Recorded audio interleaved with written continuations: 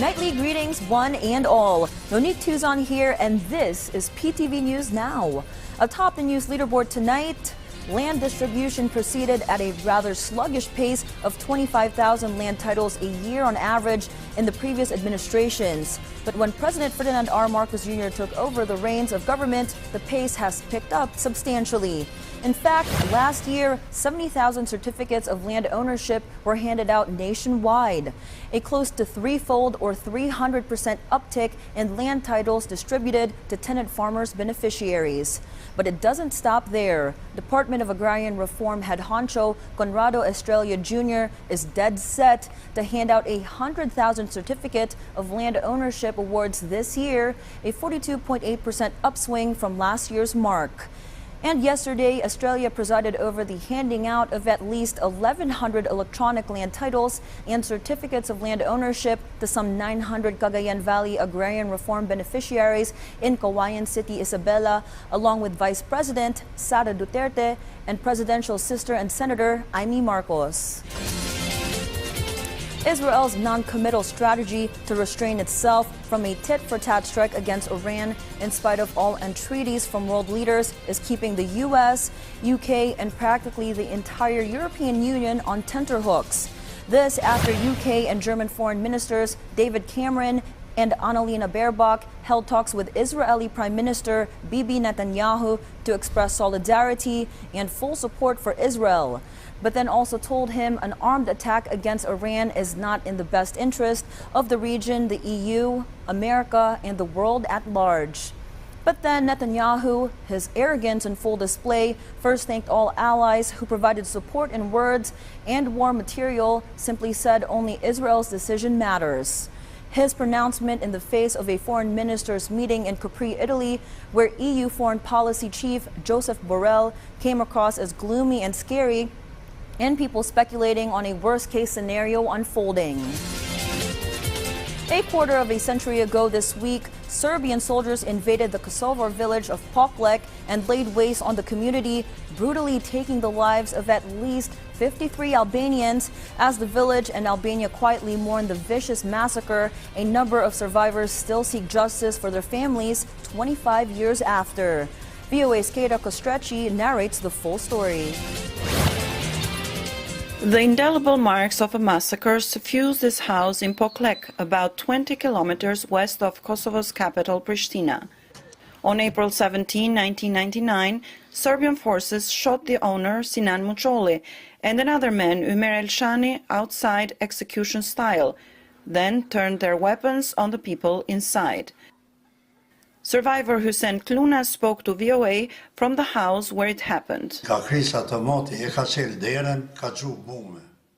They started firing an automatic rifle outside and then opened the door and threw an explosive device. There was a lot of screaming, panic. They came in and started firing at everyone. I was wounded in my left hand. Elhame Mucoli was only 14 when it happened. She was one of only 6 who survived. I don't even know how I summoned the courage to open the window and escape with the Serbian police outside the house. She lost her mother, 3 sisters, and 2 brothers.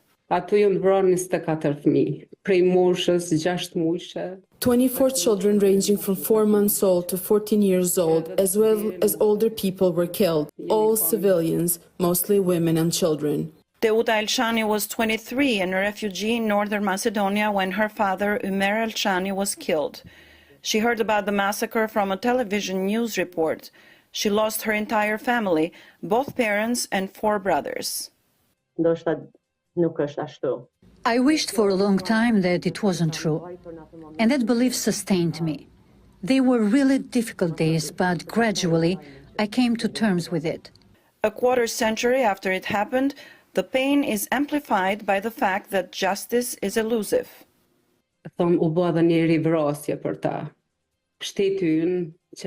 It is like a second killing for them. Government after government has done nothing to document the massacres and hold the perpetrators responsible. Kosovo's government says it is working diligently to document the atrocities and do its part to deliver justice. Serbia has not apologized and does not recognize Kosovo's declaration of independence from Serbia in 2008.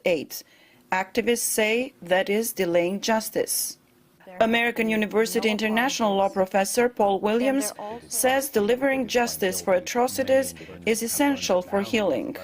Unfortunately, governments are oftentimes told to forgive and forget, but we've seen time and time again that a forgive and forget is not a path to reconciliation. You need accountability, you need truth, you need accurate historical record. Only a handful of members of the former Serbian regime has been tried for war crimes, and a number of former leaders of the Kosovo Liberation Army, former President Hashim Thaci among them, are facing war crimes charges.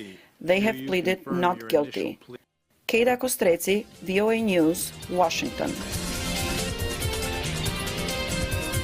Right now, we turn to our colleague in PTV Pine City Studios for the latest development in the Cordilleras. Eddie? Ngayong magarabi, Pilipinas, may isang ordinansa iti syudad ti Baguio ti Clean as you go kadagiti panganan.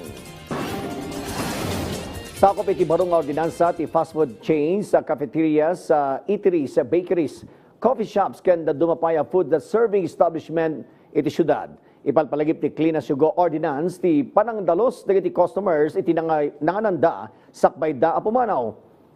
Imanmandado pa ito ordinansa kasapulan ang mga ikabil dagiti establishmento iti Clean as you go signage. Naskenmat lang iti garbage bins. Iti sidong ti ordinansa nabilin ti City Health Services Office ang mga ipatungpal iti inspeksyon kadagiti establishmento.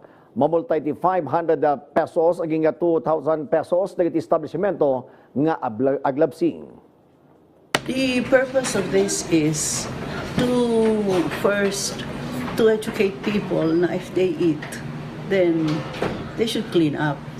And second is, it's part of our concern for the environment. Kasi hopefully, kung ikaw maglilinis ng pinagkainan mo, you will see to it that, number one, walang food wastage. Yung kakainin mo lahat. And that is one of our programs on the reduction of waste. Iti sabali pa damag ng rugin kinominasyon para iti 2024 Search for Outstanding Citizen of Baguio.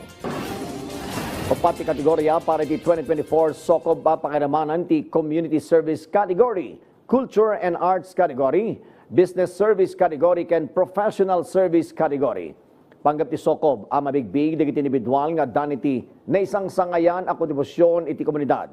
Dagiti nominado kat dumalan iti screening and validation kaniti judging phase. Aglipas iti nominasyon inton June 16. Mapadayawan dagiti mabigbig nga outstanding citizens kagiddan iti Baguio Day celebration inton na Setyembre.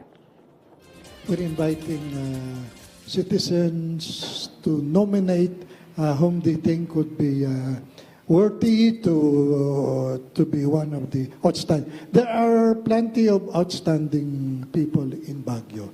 I think it's some of them, or most of them, in fact, do not like to apply for this.